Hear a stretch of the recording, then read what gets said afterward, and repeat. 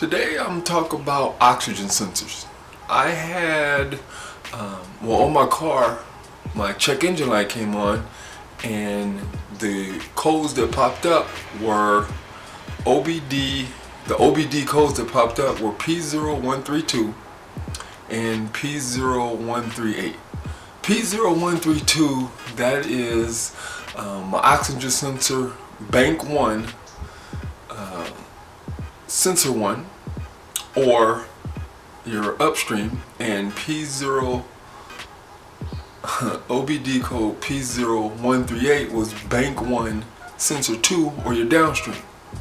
Upstream and downstream, or sensor 1, sensor 2, what that just means is the oxygen sensor before your catalytic converter and the oxygen sensor after your catalytic converter. The bank 1 is your driver's side, or the side of your car where the side of your engine where the 1 cylinder is. Right here, these are your 2 oxygen sensors. So looking at the oxygen sensors, they pretty much look identical. It's kind of hard to tell them apart, but if you look at the connectors, this connector is sensor 2 or your this connector is sensor 1 or your upstream before your catalytic converter, and this sensor, this oxygen sensor, this is your downstream or after your catalytic converter. The fittings on both of them are 22 millimeters. Now, you can use a 22 millimeter wrench. For me, it's kind of hard. I need more leverage. Plus, I don't have any clearance up in there to turn the wrench. But your car might be different. So, what I did, I went and I rented this little tool kit right here, oxygen sensor socket wrench. And this is what they look like. In this kit, I got 3. So you have a long one, a short one, and then a real long one. I don't have clearance for this particular one, plus this would crimp the wire, so I didn't use this one. I'm just going to show you on this small one. Okay, so let's just say that your oxygen sensor, by the way, this is a Bosch. I bought this from AutoZone. This is Bosch, and it came with the anti-seize already on it, so that's a little bonus. Okay, this is attached to your car. You take your oxygen sensor wrench, and this little opening slides is for the wire harness to slide right through. So then you slide it on through, and you slide all the way down to slide all the way down so it's fitting, and then you just put your socket in here. Go ahead and turn it. This big one has a star shaped where you can see the difference.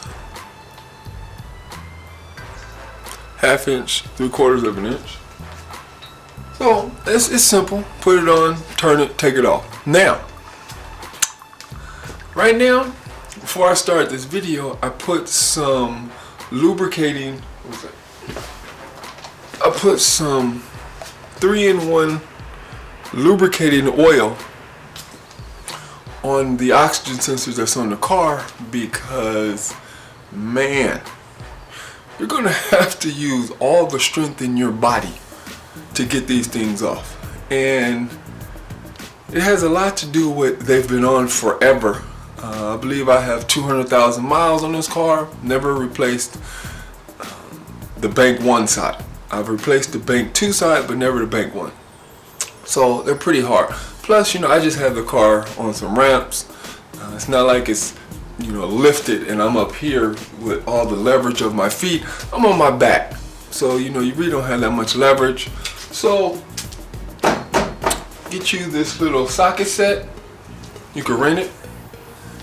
Get you some lubricating oil, let it sit on there, and then that might make it a little easier.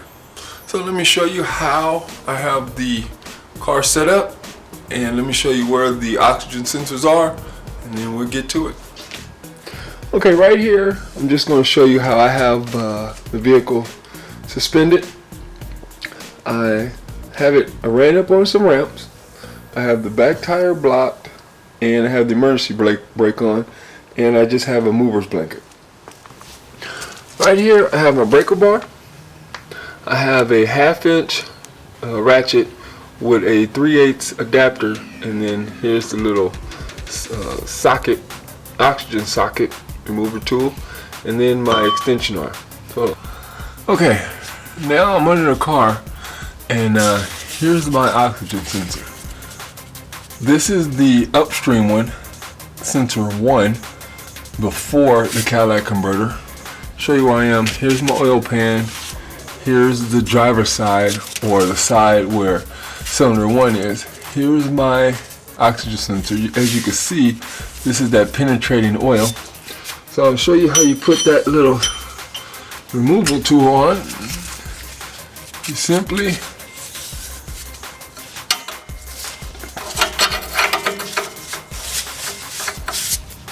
it's that simple. Put your ratchet in. That's that simple. Now, that is the first one. Now let me show you the second one. We're just going to follow the pipe. Here's my catalytic converter. And then here is, put some light up here. And you can see it. There's the second one. There's the catalytic converter. It's right behind it. Okay, I moved to give you a little better view. Again, here's the catalytic converter. Here's right after it. There's the penetrating oil.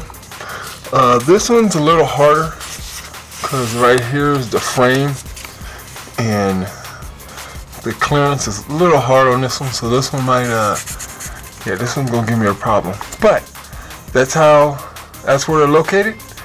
Go ahead and take off sensor 1. I'll go ahead and take off sensor 1 and show you just how easy that is. Okay, as you can see, it's turning with no problem. I couldn't film it just because I needed 2 hands. I had to use the breaker bar, but here's the oxygen sensor. I'm actually turning it with just my hand. Once you break that initial seal, it gets pretty easy to go ahead and take it out. So all I did was just follow the oxygen sensor, disconnect the connecting cable. Here's the new one.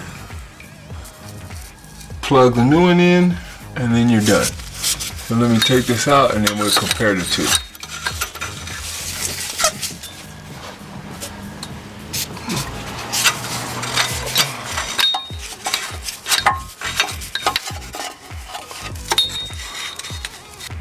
Okay, as you see, I had to change a little bit, even though I didn't need to, but you know, whatever.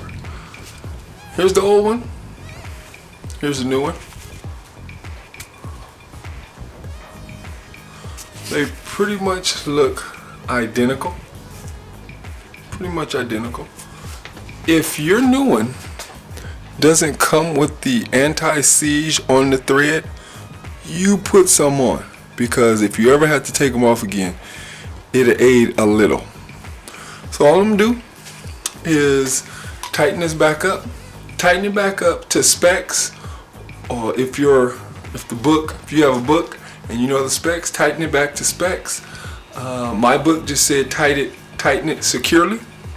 I'm going to do that because it didn't give me the specs. So I'm just gonna it didn't give me the torque specs, so I'm just going to tighten it secure as I can with the breaker bar. And I'll go ahead and do the other one, but the process is the same. Put your little adapter tool on there, turn it off, take it off, put the new one on. Okay, now I'll go ahead and reinstall. Simply line it up Make sure you have it in before you start turning, and just hand tighten it. Just want to hand tighten it. Make sure everything looks good before you put your ratchet on it.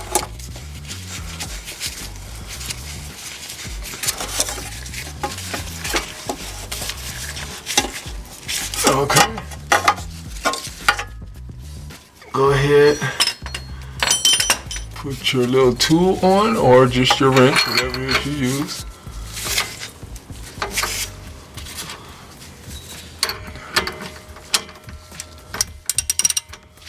And then just tighten it.